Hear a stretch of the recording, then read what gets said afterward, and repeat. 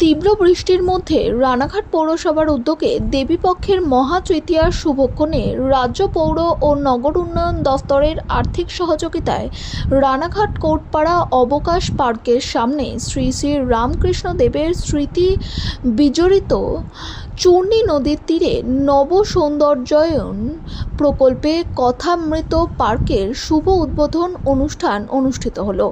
এদিন এই অনুষ্ঠানে উপস্থিত ছিলেন কল্যাণী মাতৃ মিশন ও মন্দিরের স্বামী সত্যানন্দ পুরী মহারাজ, প্রাক্তন বিধায়ক শঙ্কর সিংহ, নদিয়া জেলা তথ্য সংস্কৃতি দফতরের আধিকারিক শুভময় মিত্র, রানাঘাট পৌরসভার পৌরপতি কৌশলাল দেব বন্দ্যোপাধ্যায়, উপপৌরপতি আনন্দ দে, কার্যনির্বাহী আধিকারিক বিপুল চক্রবর্তী, কাউন্সিলর দুলাল পাত্র, বিজন সরকার সহ বিশিষ্ট ব্যক্তিগণ।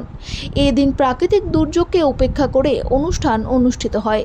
বেলুর মঠের আদলে তৈরি করা হয়েছে বিশেষ ভবন। সেখানেই রামকৃষ্ণ দেবের বিভিন্ন স্মৃতি তুলে ধরা হবে বলেই জানা যায়।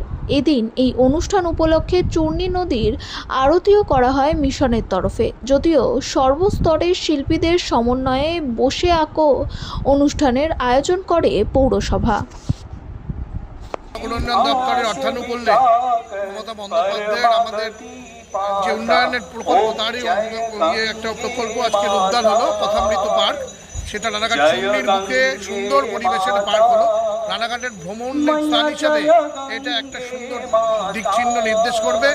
আমরা আশা করি সারা জেলার মানুষ অবকাশকে যেভাবে নিয়েছিল আমাদের কথামৃত পার্কেও সেভাবে গ্রহণ করবে, আদৃত করবে। কথামৃত রানাঘাটের ভ্রমণ দ্রষ্টব্য একটা নতুন স্থান হবে। আজকে বৃষ্টির জন্য তো বৃষ্টির জন্য বৃষ্টিবিঘ্নিত পরিবেশে বহু মানুষ আজকে জড়ো হয়েছিল। সেই জায়গায় আমরা উদ্বোধন করলাম। এখনও দেখছেন বহু মানুষ রয়েছেন। আজকে হাজার হাজার মানুষের উপস্থিতিতে আমাদের এই পার্কের উদ্বোধন সবাই ছড়িয়ে ছিটিয়ে গেল, কিন্তু উদ্বোধনটা সুন্দর হয়েছে।